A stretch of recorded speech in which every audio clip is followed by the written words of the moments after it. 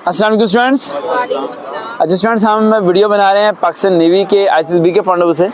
पहले समझते हैं कि पाकिस्तान नेवी में किस पोस्ट पे है, सारा कुछ क्या है। यस बेटा, आपका नाम? मोहसिन शाह सर। जी मोहसिन, आप बताएं।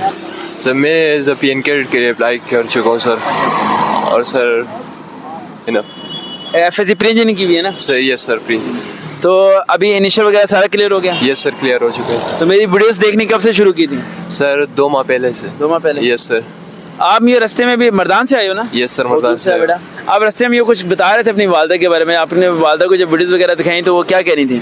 सर वो कह रही थी कि ये इंसान नहीं हुआ, अल्लाह की तरफ से कोई और मखलूक होगा, क्योंकि इंसान तो पैसे लेते और बहुत कुछ लेते। यकीन नहीं आ रहा था, फ्री करा दी। नो सर यकीन नहीं आ रहा था उसको। अच्छा स्टूडेंट्स, PN कैडेट के पाकिस्तान नेवी के राइट ICSB की तैयारी कराने से पहले मैं एक बात बताना चाहता हूँ कि एक लड़की सबा, जिसके बारे में मैंने फेसबुक पे लिखा था कुछ दिन पहले कि एक लड़की पाकिस्तान आर्मी के अंदर रिकमेंड हुई है AFNS के अंदर, और वो हफ्ते को ट्रेनिंग पे चली गई है। आज संडे है, कल वो चली गई है, ठीक है। CMH के अंदर उसकी ट्रेनिंग स्टार्ट हो गई है BS नर्सिंग की, पाकिस्तान आर्मी के थ्रू से। और मैंने ये भी लिखा था कि उसके बाद आने के लिए किराया नहीं था। उसकी पूरी स्टोरी तो मैं बताना नहीं चाहूँगा क्योंकि वो राज है, उसे राज ही रखना चाहिए। बस मेन पॉइंट बताना चाहूँगा। बहुत ज़्यादा बच्चे, एक लड़के की मैंने आज सीट कैंसिल की है, वो लड़का आज आया नहीं है, ठीक है। कल रात को मैंने उसकी सीट कैंसिल कर दी थी। उसने भी SMS करके कहा कि क्या सिफारशी लोग भर्ती होते हैं? तो मैंने कहा बेटा सिफारशी होते होंगे मुझे नहीं पता, लेकिन मेरे पास जितने बच्चे रिकमेंड हुए हैं सारे के सारे ईमानदारी से गए हैं। तो उसने कहा सर जी अगर ईमानदारी से गए हैं तो कोई स्टूडेंट अपना बता दें जो कर्नल की पोस्ट पे पहुंचा हो हैं तो मैं मान जाऊं। तो मैंने कहा बेटा मेरी खुद की उम्र 30 से 31 साल है, मेरे बच्चे कर्नल कैसे बन सकते हैं? मेरे बच्चे रिकमेंड हुए हत्ता तक मेजर तक पहुंचे हैं, अभी तक मेजर से ऊपर अभी तक कोई गया नहीं है, क्योंकि मेरे पास आप रिकमेंड हो गए। तो मेरी उम्र जब कम है तो तुम कर्नल तक कैसे पहुंच सकते हो? पॉसिबल ही नहीं है।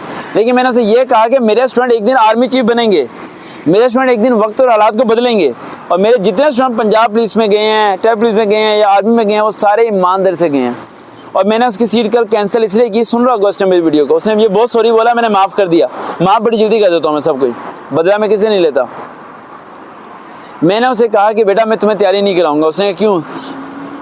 मैंने कहा तुम्हारे दिमाग में कहीं ना ईमान की कमी है।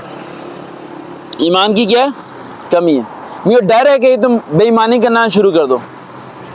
मैं आप लोगों से यही रिक्वेस्ट करना चाहता हूँ कि अगर आप लोगों को जॉब मिले तो ठीक है, जॉब ना मिले फिर भी ठीक है, लेकिन कभी आप मुझे फ़ोन करके ये कहो कि सर जी मैं भूखा पेट सोया हूँ, मैं कहूँगा बेटा ठीक है मंजूर है मुझे, लेकिन जिस दिन तुम मुझे फ़ोन करके ये कहोगे कि आज मैंने हराम का लुकमा खाया है, समझ आ रही बेटा, हराम का लुकमा खाया है, मुझे सुकून नहीं मिलेगा। मैं कहूँगा मुझे गलत बंदे को तैयारी करा दी मैंने। मैं जो तुम लोगों के दिलो दिमाग में डालना चाह रहा हूँ ना, वो चीज़ें हलाल और अल्लाह की रज़ा। अगर अल्लाह की रज़ा ही नहीं तुम्हें मिली, तुम नेवी का अफसर बन जाओ, तुम पंजाब पुलिस में चले जाओ, तुम कहीं चले जाओ, तुम्हें क्या फ़ायदा मिलेगा? कोई मिलेगा? तुम्हारे से पहले भी हज़ारों लोग दुनिया में आए थे, हज़ारों लोग चले गए हैं। तो भाई इतना हवस में नहीं पढ़ना कि आप यही भूल जाओ कि एक दिन मौत आनी है। और मैं किसी उस बच्चे को तैयारी नहीं कराता जिसका मकसद रिश्वत लेना हो, जिसका मतलब सिफारिशें हो, जिसका मतलब बेईमानी करना हो। इस मुल्क को हमने तब्दील करना है और वो तब्दील करने की कोशिश में लगे रहेंगे पूरी ज़िंदगी इंशाल्लाह। ना उम्मीद नहीं होना आप लोगों ने, इर्द गिर्द के लोग आपको ना उम्मीद करेंगे, ना उम्मीद नहीं होना आपने।